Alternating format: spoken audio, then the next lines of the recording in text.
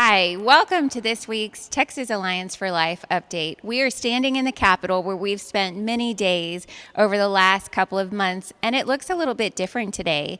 The tents are gone outside, no more COVID tests are set up out there. The halls are pretty empty. But we wanted to take this opportunity to come back to this familiar place and shoot this video here just to give you guys another representation of what life has been like for us day in and day out through session. We've seen some incredible things pass. We've given you guys some updates about that. We want to highlight those again today. And so I'm going to let Joe talk a little bit about what we have a couple things we're really excited about, but one of the top priorities that passed, the Human Life Protection Act. Joe, why don't you tell our viewers a little bit more about that and why we're so excited about its passage. Thank you, Amy. The legislature has just ended a matter of days ago, and one of the principal goals of Texas Alliance for Life and other major pro-life organizations has been the passage of a bill called the Human Life Protection Act. The Human Life Protection Act, which was House Bill 1280 in the House, and in the Senate, it was Senate Bill 9. House Bill 1280 was the one that has passed both chambers, both the House and the Senate. And that is a bill that has us enormously excited because it is a complete ban on abortion from birth all the way back to conception, fertilization, the point at which the unborn child comes into being, the point at which all of us have come into being at fertilization, conception. And that protection is now Texas law once the governor signs that bill into law. It will go into effect, that protection for unborn babies will go into effect when the Supreme Court overturns Roe v. Wade. Now, right now, the Supreme Court does not permit states to ban abortion before viability. So unborn babies who are not viable cannot be protected from abortion. The beauty of the Human Life Protection Act is the moment the Supreme Court changes that terrible Roe v. Wade and Planned Parenthood v. Casey precedent, that terrible precedent, the moment they change that, our law goes into effect and begins protecting unborn babies. Actually, it's 30 days, but I think you get the point. Now, is that ever going to happen? Is the Supreme Court ever going to change that terrible case law? We don't know, but we're very hopeful that the Supreme Court could do that in a matter of months. They have a case before them that the Supreme Court has agreed to take. That case is out of Mississippi. It's called Dobbs v.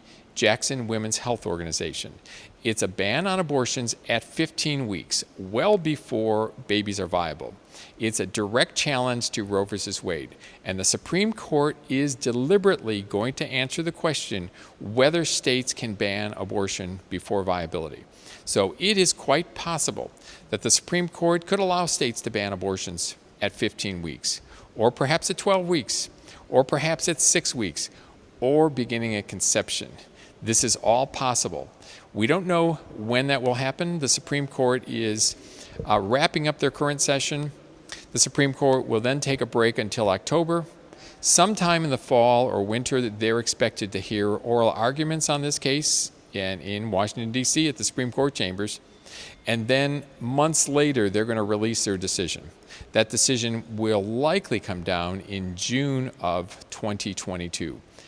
At that point, if they allow states to ban abortions, unborn babies in Texas are going to begin receiving protection like has not happened for the 48 years since Roe v. Wade struck down and prevented enforcement of our pre-Roe law. That was 1973. So we're very excited about this. Thank you, State Representative Giovanni Capriglione. Thank you for all the House members, an overwhelming majority, who supported that bill. Thank you, Senator Angela Paxton, who carried that bill in the Senate, and the numerous senators who, overwhelming majority, who supported that in the Senate.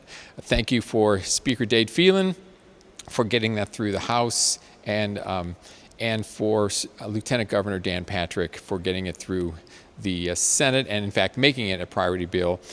This will go to the governor's desk, and we expect the governor to sign that. Don't know that when that's going to happen yet, but we're going to be very excited when he does, and then it becomes law. And as I said, it will go into effect when the Supreme Court allows it to. So that was an enormous gain in Texas. It makes Texas join 10 other states that have a similar law, and ours is just magnificently drafted, and we're very excited about that. Thank you to some of our partners who are working on that, including the Texas Catholic Conference of Bishops. Thank you, Texans for Life, who we all work together. Other groups were involved, West Texans for Life, and a number of other groups were helping us with that. So thanks to all of that. But that's not all. We have another huge gain, and Amy, why don't you tell us about this enormous gain that is part of the budget that was just passed for the state of Texas. Absolutely. Before I say that, I just want to tell you guys who don't see the inside view of what we do day to day, week to week at Texas Alliance for Life. Dr. Poyman checked every Monday morning for months on end to see if the Supreme Court was going to hear the Dobbs v. Jackson Women's Health case. And when it came up and the decision was made, we were all very excited to see that that would finally happen. And so we're very hopeful. We're very excited about that. And we look forward to seeing what's going to happen. So as Dr. Poyman mentioned, we do have another success that I want to share with you today. And that's an increase in funding in the biennial budget for the Alternatives to Abortion program. The Alternatives to Abortion program is run by Texas Health and Human Services, and the funds go towards taking care of mothers, fathers, and both unborn babies, as well as children up to 3 years after birth, in a multitude of ways. Additionally, it helps adoptive parents for up to 2 years after they adopt their child. It's expected that each year for the next 2 years, 150,000 clients will be helped through the state's Alternatives to Abortion program. One of the questions that we get a lot on the life issue is, what do you do for moms after a baby is born? Well, this is one of the things that the state of Texas does for mothers to help take care of them and their children, to walk alongside them through those first couple of years, not just for their first child, but as needed for additional children up to 3 years after birth. And so we're excited to be in a state that not only cares about protecting life in the womb, but helping moms and babies as they journey on from there. And so we're just thrilled about that. I'm sure, Dr. Poyman, you probably have a couple things you'd want to add about that great success. The Alternatives to Abortion program was first created in 2005 and began implementation in 2006. But the funding has been increased every 2 years by the state legislature, and now we are pretty confident that there's no state that compares with Texas in terms of the funding and the enormous number of moms with unplanned pregnancies, dads that are involved, and the unborn children and newborn children that are going to be helped by that program. That was part of Senate Bill 1, which is the state's 2-year budget. Also in that budget were numerous other provisions that are really pro-life. For example, they assure that no money can go to Planned Parenthood or other abortion providers. They also assure that millions of dollars for Title V money for sex education can only be used in a way that's consistent with the federal law, and that's a very good law. There is also funding for adult, not embryonic stem cell research and treatments. A number of good things, and in the coming weeks, we're going to summarize those for you and put those out so you can really be proud of our Texas legislature, both the House and the Senate. Now, are there things that didn't get passed that we'd hoped? Yes, I've been lobbying in these halls for more than 30 years, and I have, actually the extension is a few years less than that, but I've been down here, even before this was the Capitol Extension where we are now.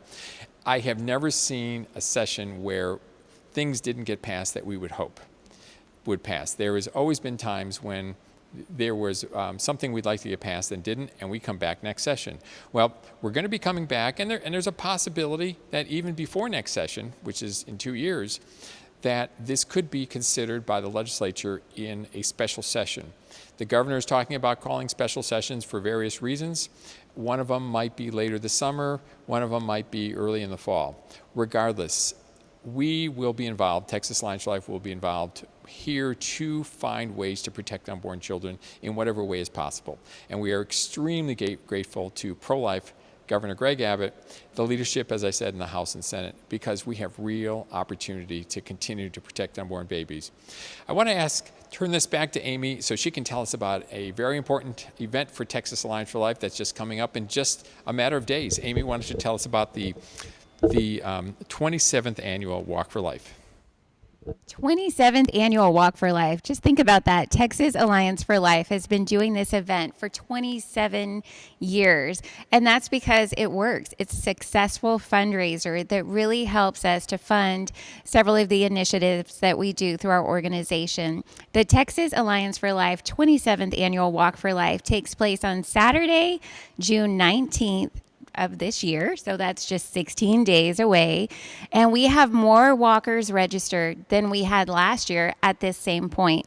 And that's exciting. We had an amazing amount of money raised last year. Our goal this year is to exceed that, and so it looks like we're on track for that to happen. But here's the thing. The walk is a great opportunity to fundraise. It's also a fun opportunity for you and your family, and we want you to have a part in that. It's not too late to register. You can do that at texasallianceforlife.org. And you can also sponsor a walker if for some reason you can't participate this year. You can also raise money as a walker. Even if you can't make one of the events, you can just walk in your neighborhood when it's convenient for you if that's the case.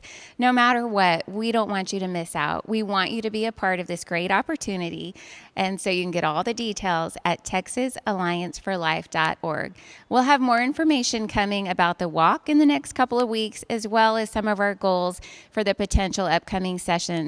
And we'll be keeping you guys in the loop on that as it gets closer. Have a wonderful weekend. We'll see you again next week.